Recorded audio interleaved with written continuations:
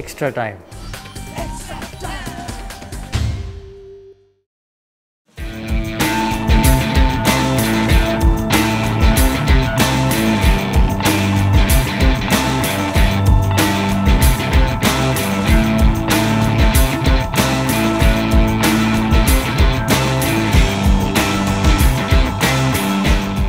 Running the club এই আনপ্রফেশনালিজম আছে বলে এই অবস্থা হচ্ছে।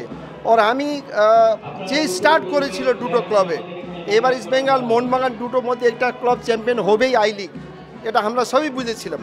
কিন্তু এই যে লাস্টে গিয়ে যেভাবে ওরা টিম খেলছে, আমার মনে হচ্ছে ইস্ট বেঙ্গল মোহনবাগান দুটোই লিগ চ্যাম্পিয়ন হবে। আবার এটা বড় আমার ডিফিকাল্ট, আমি বলছি না কি হবে না, কিন্তু এই যে একটা मोटिवेशन टू द प्लेयर्स अगर ऑफिशियल एडमिनिस्ट्रेशन साइड से ভালো করে না দেখে না বুঝে अगर এরকম চললে, কিন্তু আগে ম্যাচগুলো ভালো করে অর্গানাইজ করে না জিতলে আমি বলবো দুটো টিমের কোনো চান্স নেই।